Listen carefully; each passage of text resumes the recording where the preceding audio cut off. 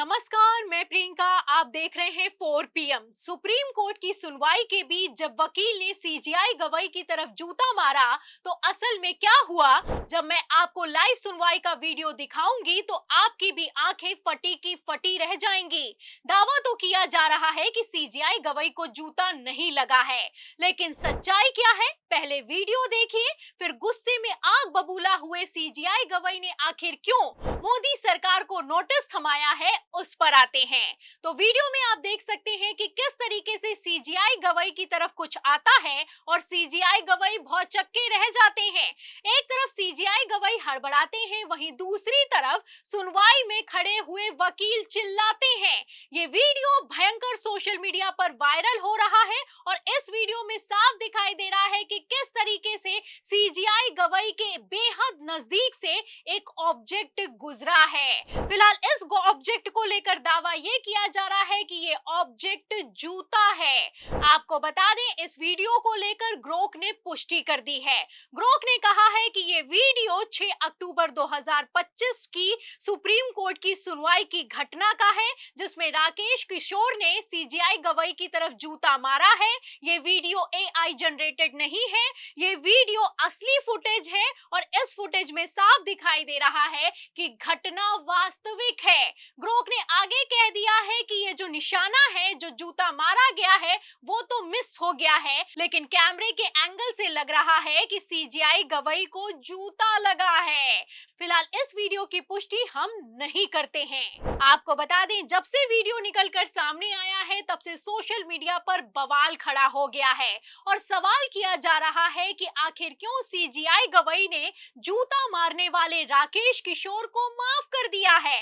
आपको बता दें कि जो राकेश किशोर है, ये माफी मांगने के लिए तैयार नहीं है। खुद बयान दिया है कि ना मैं माफी मांगूंगा और ना ही मुझे अपनी की गई वारदात पर किसी तरह का कोई अफसोस है।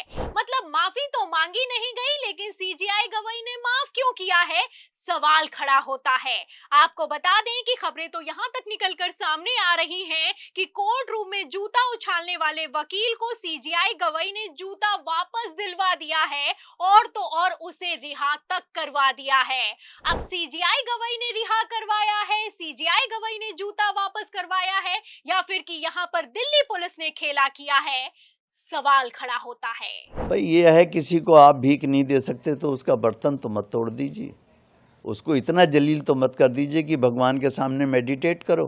फिर इतना ही कह दिया तुमने, कुछ नहीं। आगे तुम मॉरिशस जैसे देश, दूसरे देश में बोल रहे हो जाके कि देश बुलडोजर से नहीं चलेगा। तो सुना आपने, सीजीआई गवाही को जूता मारने वाले वकील राकेश किशोर को सनातन के अपमान की चिंता नहीं, बल्कि इस बात की चिंता है कि आखिर कैसे सीजीआई गवाही ने ये कह दिया कि देश संविधान से चलेगा, बुलडोजर से नहीं। तो फिलहाल इस बयान से साफ होता हुआ नजर आ रहा है कि ये राकेश किशोर आखिर किसका समर्थक है। सवाल तो यहाँ तक किया जा रहा है, क्या इसीलिए राकेश किशोर को माफ कर दिया गया है और क्या इसीलिए मोदी से लेकर अमित शाह ने चुप्पी साध रखी है।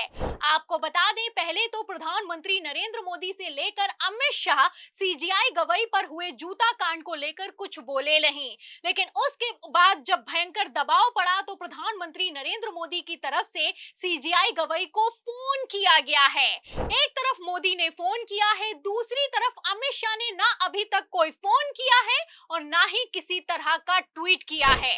जाहिर सी बात है कि देश के गृह मंत्री की जिम्मेदारी है कि देश का chief justice of India supreme court में सुरक्षित रहे और अगर उसकी सुरक्षा में किसी भी तरह की सेंधमारी होती है तो एक्शन लेना जरूरी है। फिलहाल ये एक्शन क्यों नहीं हुआ और दिल्ली पुलिस क्या कर रही है, सवाल खड़ा होता है। और दिल्ली की पुलिस उसको गिरफ्तार भी नहीं करती। क्या तुम्हारा बाप लगता वो, तुम्हारा ससुरा लगता वो, कि तुम उस पे केस नहीं बुक करते? और कोई पोस्टर उठाता है तो 1300 लोगों पे केस बुक हो जाता है, 40 गिरफ्तार हो जाते हैं। तो दिल्ली पुलिस चाहे तो एक्शन ले सकती है, दिल्ली पुलिस चाहे तो एनएसए यूएपीए लगा सकती है, गृह मंत्री अमित शाह चाहे तो बड़े से बड़ा एक्शन लेने के लिए सक्षम है, लेकिन फिर भी ये एक्शन नहीं हुआ। एक तरफ जहां पोस्टर लहरा दिए जाते हैं तो लाठीचार्ज हो जाता है, वहीं दूसरी तरफ देश का chief justice of India Delhi की सुप्रीम कोर्ट तक में सुरक्षित नहीं है, लेकिन फिर भी इस असुरक्षा पर गृह मंत्री बोलने के लिए तैयार तक नहीं है। खबरें निकलकर सामने आई हैं, वीडियो निकलकर सामने आया है और ये वीडियो अपने आप में बेहद खौफनाक है। आपको बता दें, पहले भी सीजीआई गवई को जान से मारने की धमकी दी गई है। मोदी का समर्थक पत्रकार और तो और चाटुकार बाबा ने तो यहां तक कह दिया है कि सीजीआई गवई की छाती चीर देंगे, लेकिन फिर भी किसी तरह का कोई एक्शन नहीं हुआ। एक तरफ पहले एक्शन हुआ नहीं, वहीं दूसरी तरफ अब सीजीआई गवई पर जूता मारा गया है, लेकिन इस जूता कांड पर भी अमित शाह की चुप्पी काफी कुछ बयां करती हुई नजर आ रही है। फिलहाल कई तरह के सवाल किए जा रहे हैं और इन सवालों के बीच कोई जवाब देने वाला नहीं है। उल्टा सीजीआई गवई ने तो यहां तक कह दिया है कि उन्हें इन सब घटनाओं से कोई फर्क नहीं पड़ता है। चलो माना कि सीजीआई गवई को कोई फर्क नहीं पड़ता, लेकिन गृह मंत्रालय ने कितना बड़ा खेल किया है, क्रोनोलॉजी समझिए। जैसा कि आप जानते हैं कि जब भी सुप्रीम कोर्ट से किसी तरह का कोई एक्शन लिया जाता है तो मोदी सरकार इसी तरीके से बौखलाती है। पहले जब वक्फ कानून के सुप्रीम कोर्ट से कैंसिल होने की नौबत आई तो सुप्रीम कोर्ट के तत्कालीन chief justice of India Sanjeev Khanna को गृह युद्ध के लिए जिम्मेदार बता दिया गया था, और अब एक बार फिर से वही कुछ होता हुआ नजर आ रहा है। एक तरफ सीजीआई गवई ने एक्शन लिया है, बयान दिया है, वहीं दूसरी तरफ मोदी समर्थकों ने सीजीआई गवई को टारगेट किया है। जैसा कि आप जानते हैं कि पहले तो सीजीआई गवई जब मॉरिशस पहुंचे तो बयान दिया कि सरकार एक साथ जज जूरी जल्लाद नहीं बन सकती है। मतलब सरकार का नाम लेकर सीजीआई गवई ने डायरेक्ट मोदी सरकार को टारगेट किया, आड़े हाथों लिया। इतना ही नहीं, जब देश लौटे, भारत लौटे सीजीआई गवई तो अचानक से मोदी सरकार को नोटिस तक जारी कर दिया गया। सुप्रीम कोर्ट की तरफ से सोनम वांगचुक की गिरफ्तारी के खिलाफ केंद्र सरकार को नोटिस जारी हुआ और इस नोटिस में जवाब तलब किया गया। तो एक तरफ सीजीआई गवई का एक्शन हुआ है, दूसरी तरफ जूता कांड जैसे रिएक्शन निकलकर सामने आ रहे हैं। फिलहाल इस रिएक्शन पर मोदी सरकार ने क्यों चुप्पी साध रखी है, इस सवाल के जवाब में पूरी रिपोर्ट पर आपको क्या लगता है?